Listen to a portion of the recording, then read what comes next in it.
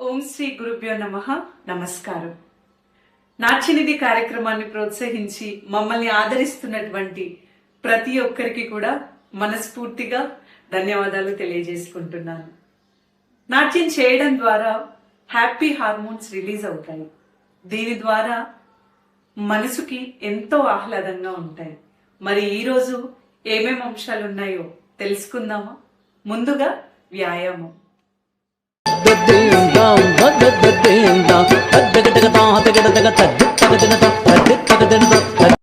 ఆరోగ్యమే మహాభాగ్యం అన్నారు. శరీరానికి వ్యాయామాన్ని అందిస్తూ నాట్యం కూడా మనకెంతో ప్రయోజనాల్ని చేకూరుస్తుంది. ఈరోజు మరి ఏమేం వ్యాయామం అంశాలు ఉన్నాయో తెలుసుకుందామా?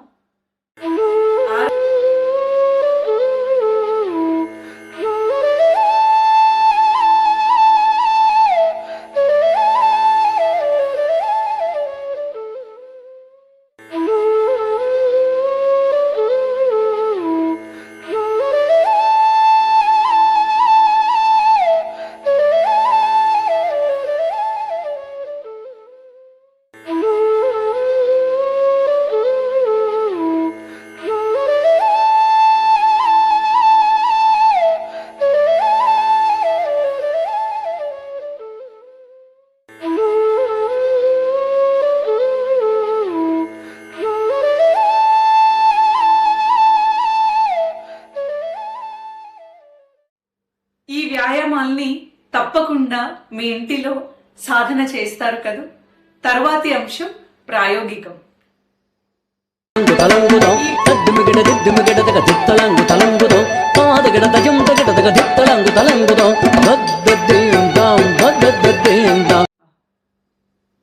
ఈరోజు మరి ప్రాయోగిక అంశంలో మనం చతురస్ర జాతికి సంబంధించినటువంటి కూచిపూడి సాంప్రదాయ పడుగులు నేర్చుకున్నాము.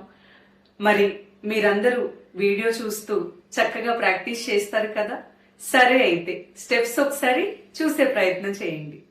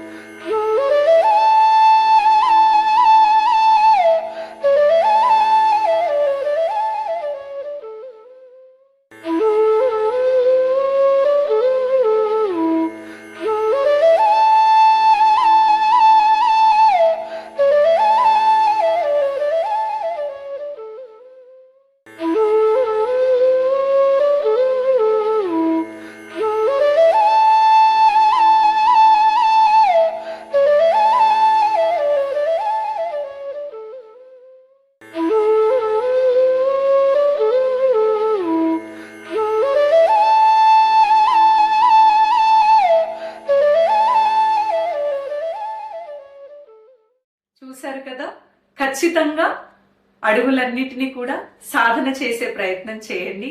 సాధనమున పనులు సమకూరు ధరలోన అంటారు.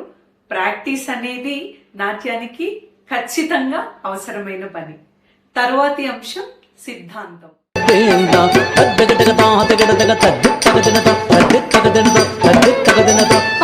ఈరోజు సిద్ధాంతం అంశంలో మనం సప్త తాళాల గురించి తెలుసుకుందాము. సప్త అంటే అర్థం ఏంటి? 7 అని అర్థం. 7 సంఖ్య గల తాళాలు అంటే 7 తాళాలు మనకు నాట్యశాస్త్రంలో చెప్పబడ్డాయి. ఆ 7 తాళాల గురించి మనం తెలుసుకుందాము. ధ్రువమట్య రూపకస్య జంపే త్రిపుట ఏవచ అటతాళేక తాళస్య సప్తతాళః ప్రకీర్తితః అన్నారు. ఈ 7 రకాల తాళాలు మనకు సంగీతంలోను నాట్యంలోనూ ఉంటాయి. తాళం ఉంటేనే నాట్యానికి ప్రాణం ఉంటుంది. తర్వాతి అంశం నాట్యం, శాస్త్రం, ప్రశ్నోత్తరం.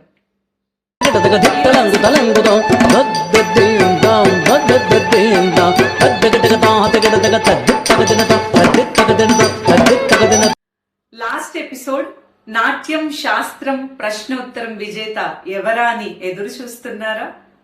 సౌజన్య గారండి. సౌజన్య గారు, నాట్యం పట్ల మీకున్నటువంటి మక్కువకు మనస్ఫూర్తిగా అభినందనలు తెలియజేస్తున్నాను. మరి ఈనాటి మన నాట్యం, శాస్త్రం, ప్రశ్నోత్తరంలో ప్రశ్న ఏంటో చూద్దామా?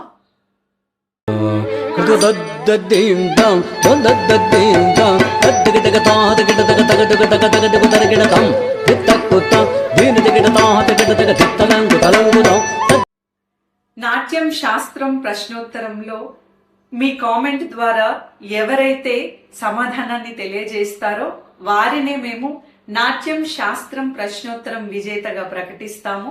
మీరు కామెంట్ చేయండి. మొదటగా కామెంట్ చేసే ప్రయత్నం చేయండి. తర్వాతి అంశం తల్లిదండ్రుల స్పందన.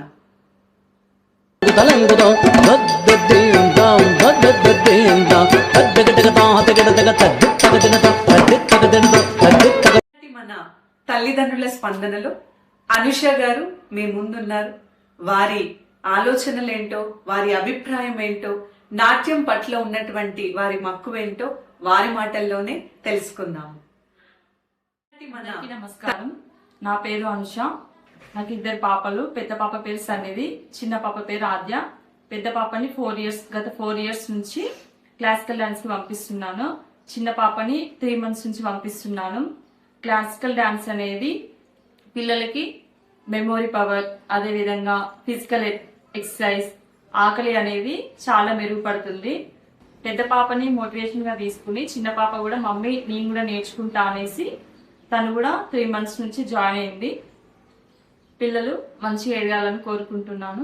అందరికీ నమస్కారం. పిల్లలు, అనుష గారి మాటల్లో మీరు వారి అభిప్రాయాన్ని తెలుసుకున్నారు కదా. ప్రతి నాట్య కదలికలో ఒక యోగం ఉంటుంది. ప్రతి హావభావంలో ఒక శక్తి దాగి ఉంటుంది. తప్పకుండా నాట్యనిధి కార్యక్రమాన్ని వీక్షిస్తూ నాట్యం గురించి మంచి మక్కువతో నాట్యం గురించి తెలుసుకునే ప్రయత్నం చేయండి. మరొక మంచి ఎపిసోడ్తో మీ ముందుంటా. అంతవరకు సెలవు. నమస్కారం.